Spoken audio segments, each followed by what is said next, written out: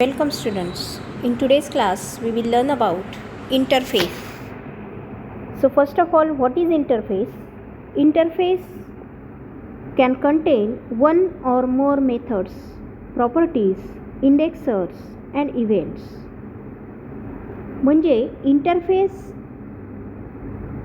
actually एक container आहे and that container contains the different methods or properties, indexers or events. But these methods or indexers or properties are not defined, are not implemented in that interface. So whatever the class which implement that interface, the responsibility of that class is to define the code for these methods. म्हणजे इंटरफेसमध्ये ज्या काही methods असतात त्या इंटरफेसमध्ये फक्त declare केलेल्या असतात, तिथे त्याची कुठलीही डेफिनेशन वगैरे लिहिलेली नसते. मग जेव्हा एखादा क्लास त्या इंटरफेसला इम्प्लिमेंट करतो त्यावेळी त्या क्लासमध्ये त्या मेथड्सच्या डेफिनेशन्स अकॉर्डिंग टू दॅट क्लास जशा पाहिजेत तशा डेफिनेशन्स लिहिल्या जातात. Such type of concept is called as a interface. So here is one example. And in this example we implement two interfaces. तर इथे मल्टिपल इंटरफेसेस हा कन्सेप्ट आपण पाहणार आहोत. इथे दोन इंटरफेस घेतलेले आहेत and we use or we implement that two interfaces in our class. So see the explanation. Here using system, it is our namespace declaration. Here we create one custom namespace and namespace name is console app2.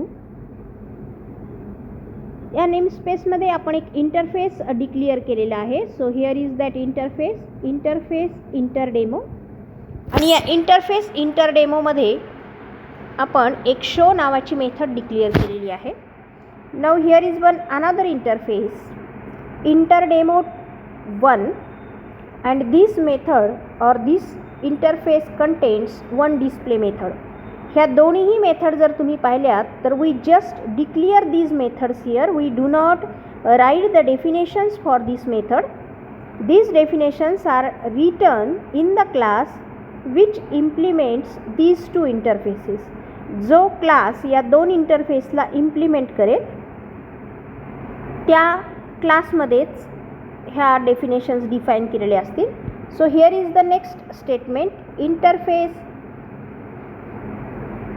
combine inherit interdemo, interdemo. तर ही जी statement आहे ह्याच्यामध्ये आपण या दोन इंटरफेसच्या कॉम्बिनेशनमधून एक तिसरा interface तयार केलेला आहे. Interface inherit interdemo, interdemo 1. म्हणजे इंटरडेमो आणि इंटरडेमो 1 या दोघांच्या कॉम्बिनेशनला नवीन नाव दिलेलं आहे आणि ते नवीन नाव म्हणजे कंबाईन इंटरडेमो. हे आपण नाव इथं पाहू शकतो.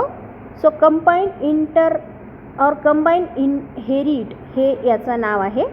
आता आपला जो क्लास आहे त्या क्लासमध्ये आपण हा कंबाईन इनहेरिट या इंटरफेसला इम्प्लिमेंट करू. म्हणजे ॲटोमॅटिक इंटरडेमो आणि इंटरडेमो 1 या दोन्ही इंटरफेसमधल्या ज्या मेथड्स आहेत, show method and display method, that methods now the member of that class. So here is the class. You can see this class here. So class program, it is name of our class.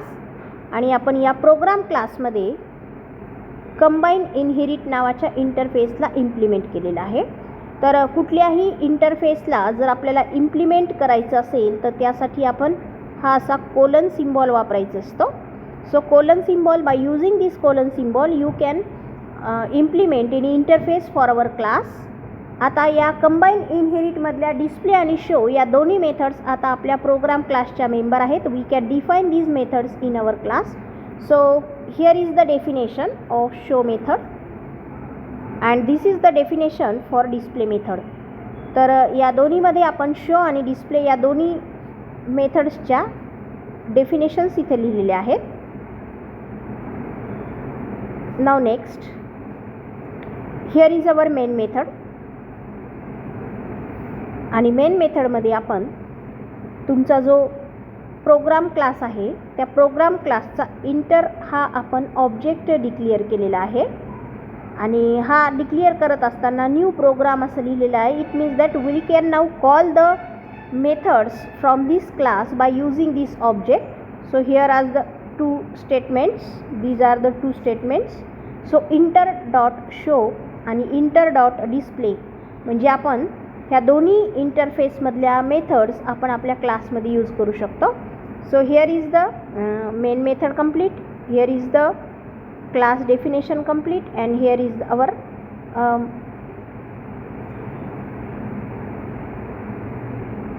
completion of our class definition. So इथे आपण आपला पूर्ण programme तुम्हाला explain करून सांगितलेला आहे.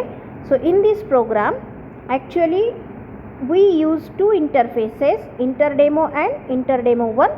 These two interfaces contains a single method respectively and these methods are defined in our class. So such types of concept is called as a interface. I hope all of you understand this topic. If you have any doubts, so please comment me for that. Keep watching the videos. Stay safe. Take care. Thank you.